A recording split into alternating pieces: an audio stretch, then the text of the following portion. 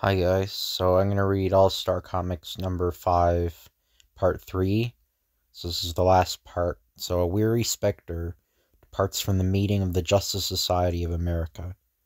No excitement, no nothing. This is beginning to bore me beyond words. A mental command and the specter changes to Jim Corrigan, hard-fisted detective. Perhaps I'll be able to fight some crime to combat Wallen mortal guys. Later, Jim enters the police station to discover.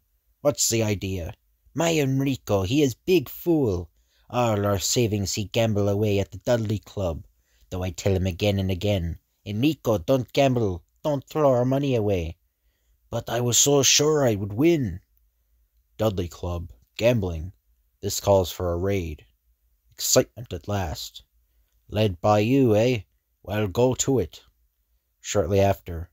No one answers. Playing possum, eh? Pete smashed down that door. That's strange, no one here.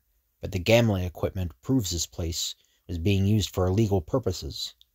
Look, Jim, they're on the wall. Close this place, coppers. But just try and stop me from opening elsewhere again. The Spectre. So the Spectre was running this joint. What do you think of that? I find it hard to believe. Come on, we're headed back for headquarters. In a car parked across the street, an evil-faced gent smirks victoriously as he sights the police cars drive off. Good, splendid. The police raid was a success. But Baridi, we had a swell business built up there. The suckers are making us rich fast, and you glad it's raided? Explain, Baretti. This is over our heads. It's really quite simple. I've received instructions from none other than Mr. X, that my assignment is to destroy the Spectre. This is my first move. You see, when the newspapers get wind that the Spectre is supposed to be running gambling in this town, they'll raise quite a to-do. Naturally, the Spectre will attempt to clear his name, and when it does, I'll be ready. The Spectre? Why, he's a spook. It ain't smart to tangle with a ghost, Chief. Stop that whining. What I say goes. Oh, okay. The stuff about the Spectre being a supernatural being is just the bunk. He's human, see? Just like you and me. And the setup I have prepared for him will mean his finish. Sure, Beretti, sure. You know best. At headquarters. So the Spectre is behind the gambling racket in this town, eh? Corrigan, get him. Strangely enough, Chief, I have a powerful hunch that the Spectre is innocent of his charge. Think so? I know it. Next morning. Daily View. Police hunt the Spectre. New Cliffland king of gambling. Via the underworld grapevine, Jim Corrigan gets an interesting report. Repeat that. That's what they say. The Spectre is opening a new gambling house tonight. The Lucky Club. So the Spectre is operating another gambling establishment, eh? This ought to prove interesting. What do you mean I can't enter? No cops wanted. Beat it. Jim retreats. There's one more than one way to skin a cat.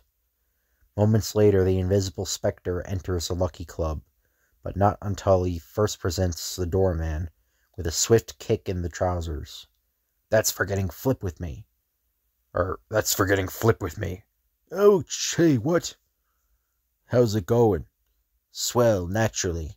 How else could it go when we got all the tables rigged so we can't lose? So that's how it is. Quick, Chief. Some screwy's happening in the gaming room. The customers are cleaning us out. What's that? Beretti takes the operator into his office. You rat. What's the idea? How come the players are winning? I can't understand it. The controls were set so we'd win, but the machines simply won't behave. I thought they wouldn't like my meddling. Only one explanation. The Spectre is already here. Come on, boys. I'll show you to the reception I planned for him. Mind if I tagged along? See that chair? I had it specially made for this occasion. Once the Spectre sits in it, he's doomed. It just looks like an ordinary chair, but it isn't. Watch what happens when I sit down. As Beretti seats himself, metal clamps spring out from cunningly concealed openings and hold him helpless. See? Gosh! Chief, you're a whiz! Snap. Snap. Once we get him into this position, we'll be masters of the situation. He'll talk or strongly regret it. Pull that switch on the side of the chair and release me. Now here's where I have my fun. Hurry, you stupid ox. This is getting uncomfortable. Funny, it won't move. Help him, you fools. Help him move the switch. All together, boys. Oh, oh! Abruptly, as the switch snaps, the hirelings fall to the floor in a tangled, here. You idiots! You've broken it! You've broken the switch! Get me out of this! You built it too good, boss. Yeah. And suddenly a giant spectral face materializes in midair. The hirelings scatter in terror. It's him! The Spectre! Correct, Beretti. And I highly enjoy seeing you in the predicament you planned for me. What are you going to do with me? I can disintegrate you. I can leave you dangled on the tip of a crescent moon. I can dispatch you into the black pit of Lythorpe. No, don't do it, please! But I have other plans for you. As the Spectre gestures, the clamps fly back into their sockets. The figure of Beretti rises slowly into the air. Rise, rise! Hey, what? Hey! I'm coming, Chief. Huh? But then a strange thing happens. Beretti drops to the floor, and simultaneously, the figure of the Spectre begins to blur, to take on human semblance. He's changing. I can't understand it. I've grown powerless. Something about that hireling. What neither the Spectre nor the hireling realizes is the hireling is wearing a queer ring which contains strange properties that nullify the powers of the Spectre. But though he materializes in human form, the Spectre retains barely sufficient power to enable his face to materialize incomplete. Therefore, the face is a blob of flesh contain no features, thus screening the Spectre's true identity as Jim Corrigan. His face! Look, he ain't got any! See? I told you he was human! Take him out the back way, and see that he isn't alive when you get through with him. Got to bide my time. He looks kind of like the Question there, but shortly after, a black sedan speeds along a country road. In it, several hoodlums pump lead into their victim. Apparently limp, lifeless figure is tossed from the auto, but no sooner does it strike the pavement than the Spectre leaps erect, bursting with unlimited energy. Freed from the spell of that ring. In a hurry, eh? Let me help. Crash. When the news reaches the Lucky Club, I don't think the Spectre could have pulled those tricks if he wasn't supernatural. I believe you're right. Mr. X wanted us to get him out of the way. Let's do it an easy way. We'll rob the gamblers here tonight and beat it. Then the Spectre, who is supposed to own this joint, will have the cops and also the gamblers on his tail. They'll think he robbed them. Pardon me. Could I spare a postage stamp? A postage stamp? Say, what is this? Go on, beat it. This ain't no post office. Accept my humble pardon. My error. Where was I? Oh, yes. So if the cops don't get the Spectre, one of the gamblers will get him. And so a short time later, the gamblers begin to rob their guests. Up with your hands, and no monkey business. The Spectre shrieks in through the wall to sight a thug robbing a patron of her necklace. Simultaneously, he acts. Hey, what? The necklace, turning into handcuffs, about his wrists. All right, you thieves, return the stolen property. Hey, what? As the Spectre gestures, the crooks dangle upside down in midair, the loot spilling from their pockets. At the approach of the Spectre, Beretti seized the chance to dash with some of the loot into the subway. Now he sees the subway is changing into a rocket ship. What? The ship's shooting up into space! It's you, the Spectre. That's right. You're going to circle the universe, unless you give me a thorough account of your activities. I can wait till this trip's over. Then you'll have a long wait, because this little jaunt is going to take at least 10,000 years. 10,000 years! I'll talk. I'll confess everything. I'm only a small fry. The man you want is Mr. X. And where can I find this Mr. X? Stooping low, the Spectre deposits Beretti within a police station, then continues on his way through the wall. What's this? Hold Beretti. You'll find plenty of witnesses to testify against him back at the Lucky Club. On streaks the Spectre on his grim mission. Next to date with Mr. X. Beretti was pretty vague about his whereabouts. I don't think he knows where Mr. X is himself, but I'll find him. And the Green Lantern. Streaking through the air is the Green Lantern. He is in reality one Alan Scott who receives his special abilities through the use of his own willpower when he wears the potent ring made of a part of an old green lamp. A ring that must touch this lamp once every 24 hours to retain its potency. With this ring he is immune to all metals, can walk through walls, and race through the air, such is the strange power of the Green Lantern. He alights upon a windowsill. I wish something would happen. I'm getting fed up with just sitting around. So this is the sanctum of the Green Lantern. But events are already on their way, for in the hidden abode of the Professor, an agent of Mr. X. Who's the particular mug we're going after, Professor? We're going to loot the city of money, and at the same time get rid of the Green Lantern. The Green Lantern? Gee, Mr. X gave us a tough baby to handle. Oh, Mr. X, now we gotta take off our lids again. All pay homage to their leader at the mere mention of his name. The half a minute silence over, they get down to business. Our boss is a smart fellow. He knows the Green Lantern has something to do with light. So, nights later, the city is rocketed at various intervals by a series of explosions.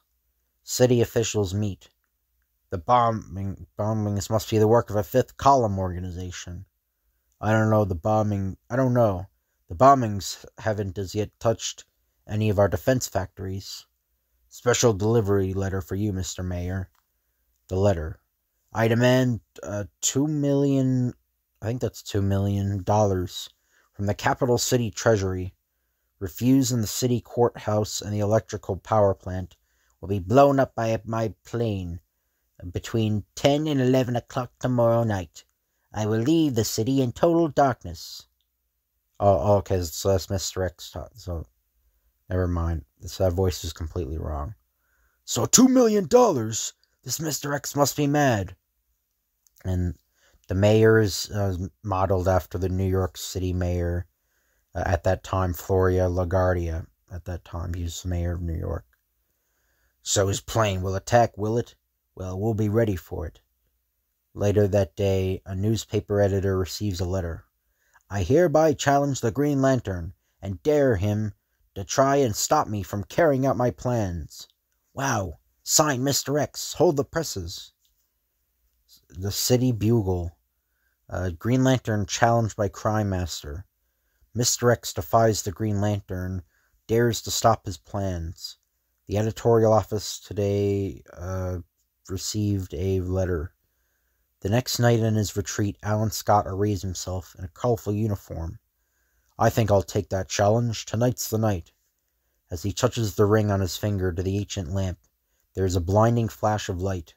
Energy surges through his frame. And I shall shed my light over all evil, for the dark things cannot stand the light of the Green Lantern.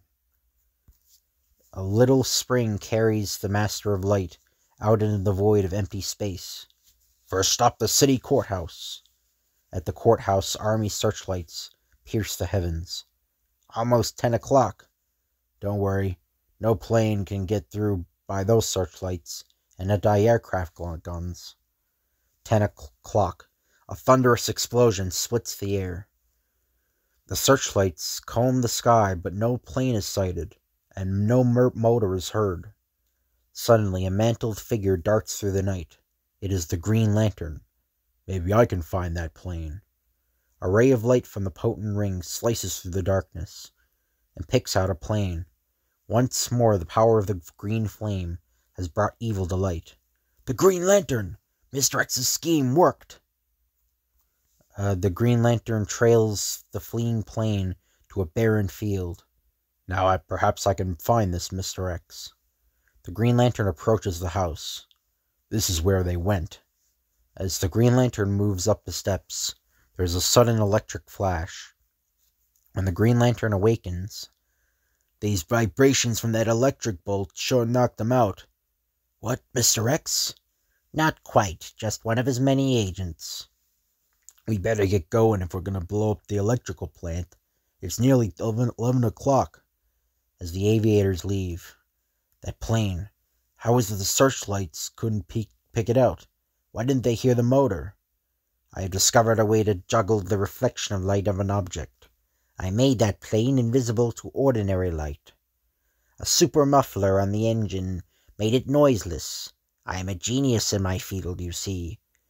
And now, Mr. Green Lantern, prepare to die. Quite suddenly, the door opens and a little man peeps in. Oops, sorry, I must have the wrong address.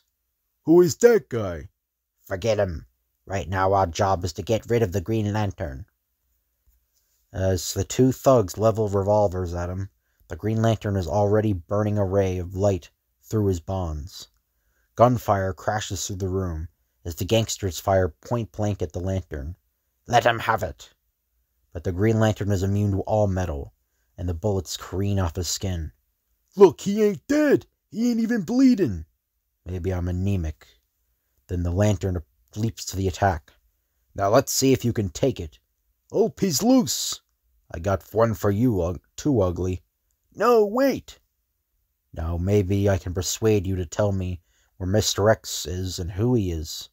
I don't know who he is or where he lives. We get all our orders by mail.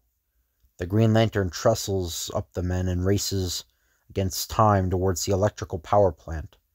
He must be telling the truth. He was too scared to lie. As the Master of Light nears the plant, there is a terrible blast. He is too late. The dirty rats! I'll get them for this. A ray from the potent ring knifes through the sky and picks out the plane.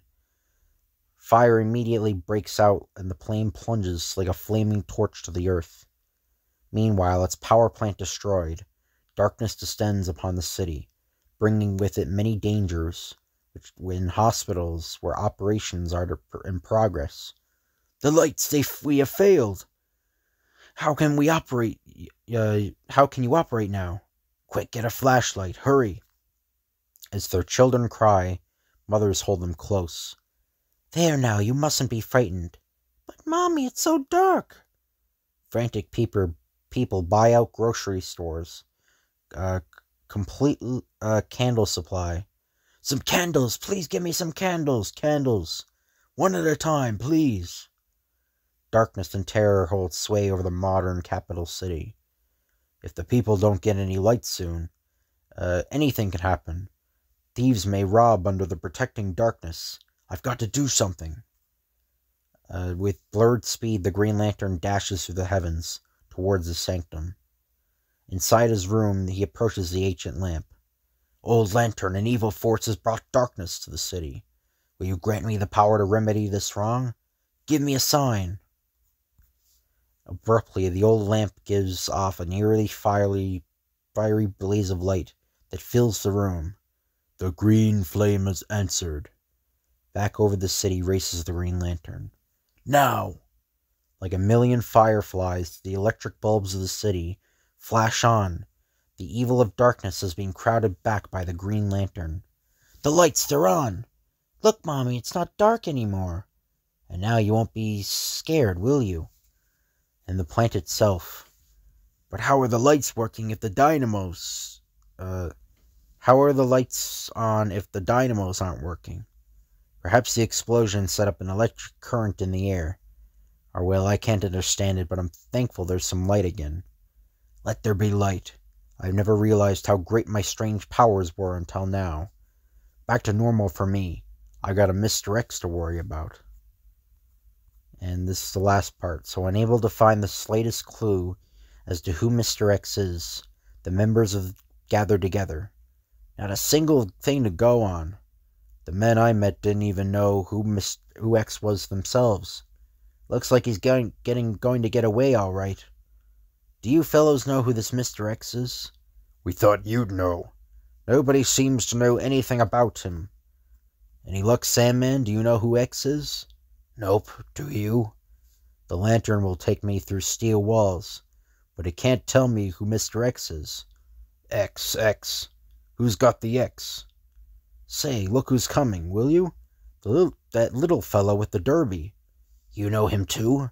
He's been getting in my hair lately. Pardon me, gentlemen. Huh? Say, you're the guy who was under my bed. He's the fellow that walked past Muscle's gym. Yeah. And I'd like to know how he got in and out of Magico's seance room. Hey, he's going to the police station. Now, why should he do that? Probably wants to report a missing ashcan or something. Ashcan or no ashcan, I'm going to find out what he was doing in that tree near Lone Tower Inn. Yeah, and how he came to be in front of the Pullman the jewelers. Pardon me, sir. Well, what do you want? Hurry up, I'm busy. This is going to be good. Get a load of it. I bet somebody smashed one of his windows. Or something equally as silly. I have come to give myself up. Crime is not what it used to be since these men, calling themselves the Justice Society of America, have gone around breaking up rackets. Huh? Say, just who are you? Sir, I am Mr. X. Him? Mr. X? No, it can't be. Oh. Yes, gentlemen, I am Mr. X. Just when I had a good living set for myself, with incomes from all organized crime, you had to come along and smash my rackets. You've taken my livelihood away, so now I'm going to jail and live off the state. Good day, gentlemen. And I'm pretty sure that's just the end of the story. It just ends like that. So yeah, it's pretty kind of anticlimactic ending, but hope you guys enjoy this video. If you could like, comment, and subscribe, that'd be appreciated. The next video, I'm gonna read the Human Torch story. But yeah, if you could like, comment, subscribe, like, comment, and subscribe again, that'd be appreciated. Thank you all for watching, and I'll see you guys later.